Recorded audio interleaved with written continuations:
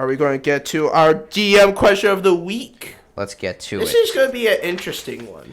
All right, so do you want me to take the lead on this? Yes. I need a volunteer from the crowd. Oh, yes, Ethan. What's your name? You just said it.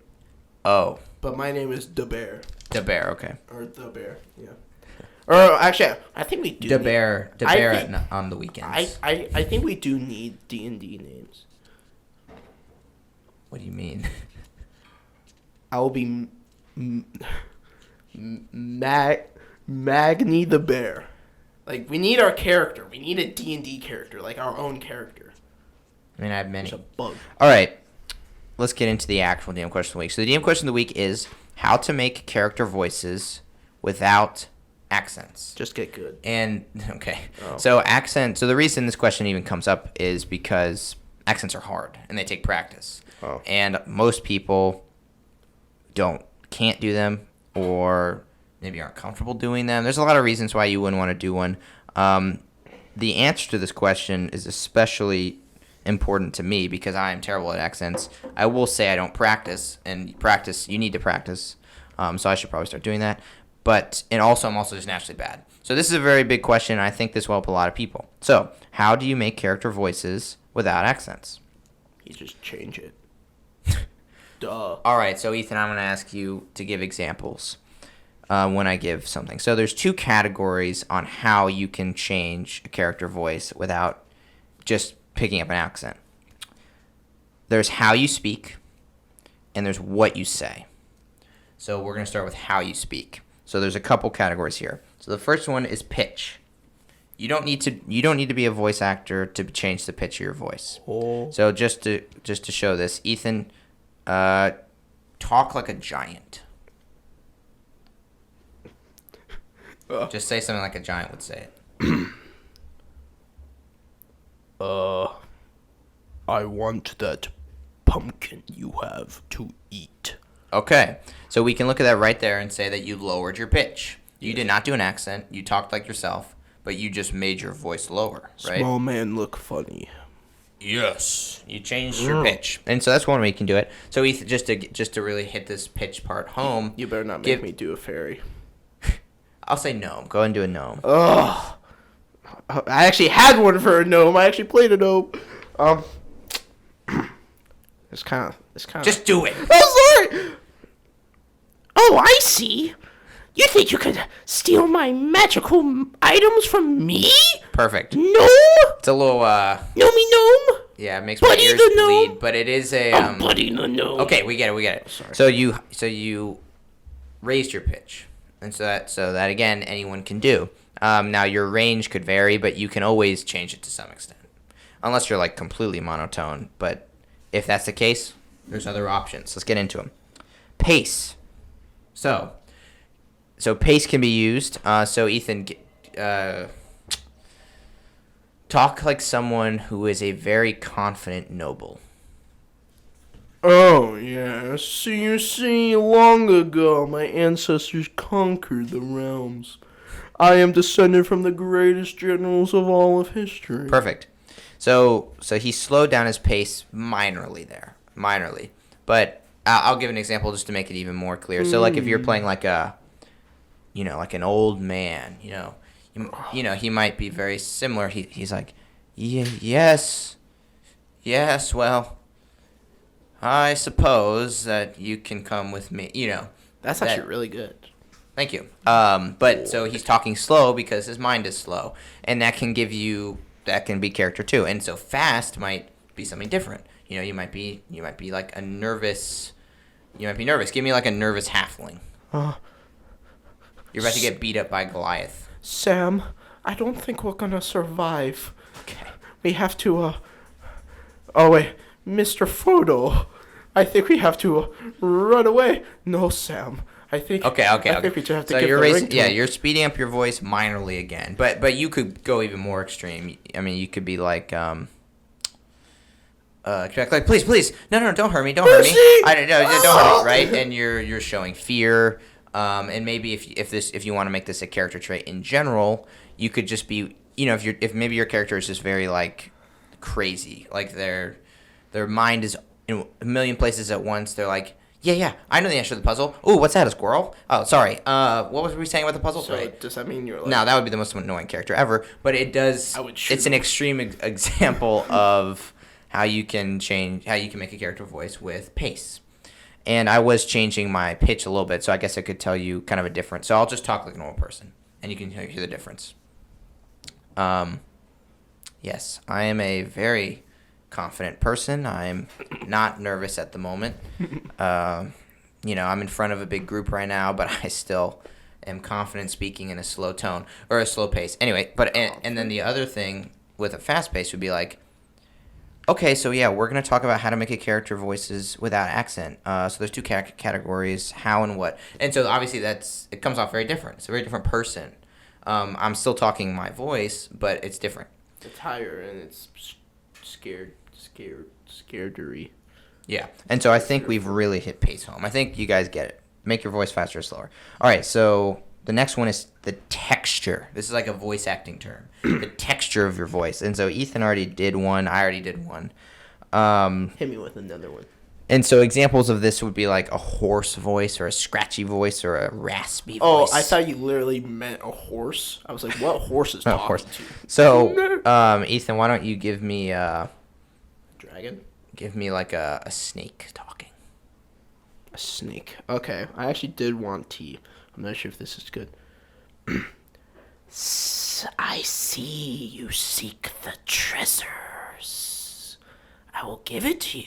Yes. For a price. Very good. So you're kind of like you're giving it the texture. You're giving it this S sound on there. But at the same time, you can make your voice like gravelly, like yes, I am a tough guy. You know what I mean? Something like that. And so that's what you can do too. Yeah, that's kind of like the reptilian, like the lizard folk. Right. Yeah, and so it's different than pitch. Pitch is just lowering your voice, but you can lower your voice and also give it a. What the heck? I don't even know what that was it's supposed to be. I don't know, like maybe it's like a minotaur talking. Like, that there's a hoarseness and a low pitch there. Yeah. Okay. The last one in terms of how you speak is the personality you give. And this, it really just got to get in the mindset. And so when I say personality, I mean you want to get in your mind, who is this person? And with that, we'll kind of automatically set the parameters of all the other things we just talked about. And so, like when I tell Ethan, give me a giant, I don't need to tell him low voice, all that, because you just embody what a giant is, and they're these slow-minded, slow-moving, and large, which typically has deep voices, creature. I will break you. Right, and so you say, I will break you, and not, I am going to use my sophisticated and elaborate tool to crush you into small segments, because they're not smart. I would be scared if there was a smart giant. It's like, you see, I will be using this large hammer over here to smash your kneecaps, and then eventually your skull. Yeah, like that wouldn't sound like a giant at all. But so if you get into who your character is, it might just spark how they would speak. I feel like dragons would be one of the hardest. A dragon voice? Maybe, but let's not get off track here. Just watch videos of Smog, him talking. Dragon voices would probably... So you got to think... So actually, why don't we use this as a good example? So how would a dragon speak? So let's think about a dragon's personality. And you can... Wow. And so if you go to our personality sections of any episode, this can help. Mm-hmm. And so a dragon's personality is what? They are... It's really dependent. They're very confident, right? They're these big, powerful creatures. And they're intelligent. And so they're probably going to use big words. They're probably not going to use a lot of words due to the fact that they feel superior, right? But they're going to speak slowly. They're going to say, like, so, pause, you've come into my lair, have you? Right? Like, it's this confident and, like, in no hurry type of speaking. And that's linked to their personality. So there you go. And you can do that with anything. All right, so now let's get into the second big category. It's not as big. It's actually pretty simple. And it's what you're saying. And what you're saying can greatly factor into how your character is perceived in terms of their voice and their language. And so just examples is like a smart person would use big vocab, right? And a dumb person would use smaller vocab. And this can get into like your charisma score and intelligence score. That you can just look at that and see what you should do there. Just like I said, just then, that wasn't an accident. I did that on purpose. And so if you use a lot, it may suggest that this person is nervous, or maybe not that I'm nervous, but I said again. Is something to work on. Maybe they're not very eloquent in speech. I guess I'm roasting myself at the moment. But you can put filler words in, and it will make them unique, right? If you make the word like, you can make it like, right? That's just like, they're always just saying like, and that's something you could do.